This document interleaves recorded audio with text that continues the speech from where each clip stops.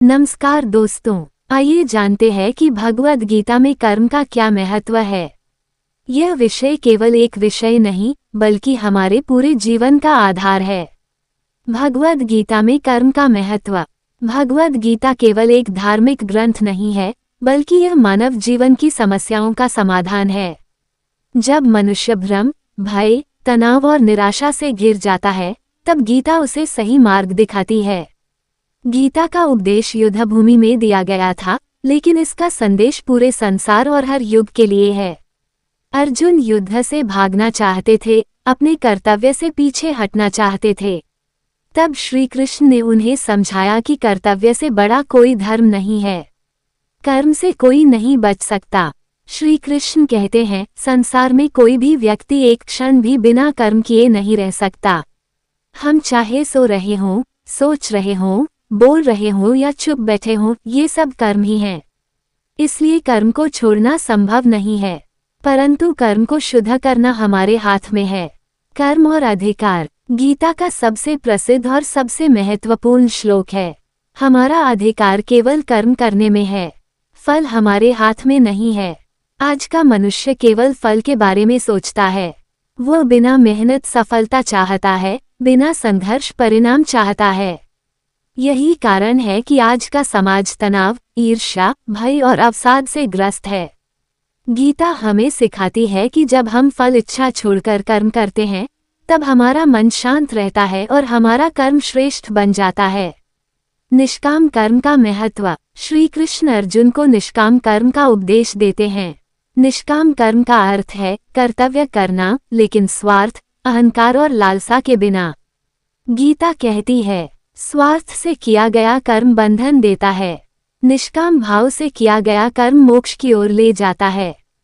कर्म बुरा नहीं है, कर्म की भावना बुरी होती है। जब हम मैं और मेरा के भाव से कर्म करते हैं, तब बंधन बनता है। जब हम कर्तव्य और सेवा के भाव से कर्म करते हैं, तब मुक्ति का मार्ग खुलता है। कर्म ही पूजा है। गीता ये भी सिखाती है कि यदि हम अपने हर कर्म को ईश्वर को अर्पित कर दें, तो वही कर्म पूजा बन जाता है। तब विद्यार्थी की पढ़ाई साधना बन जाती है, शिक्षक का पढ़ाना सेवा बन जाता है, कर्मचारी का काम पूजा बन जाता है, गृहिणी का घर संभालना यज्ञ बन जाता है। इस प्रकार गीता हमें सिखाती है कि धर्म मंदिर में ही नहीं, कर्म में भी होता है। कर्मयोग जीवन का सरल मार्ग।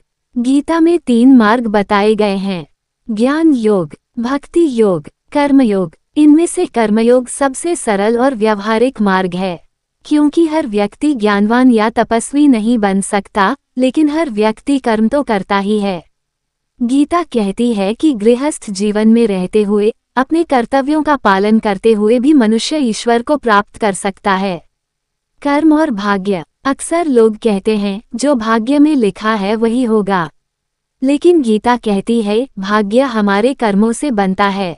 यदि आज कर्म सही हैं, तो कल भाग्य अपने आप बदल जाएगा।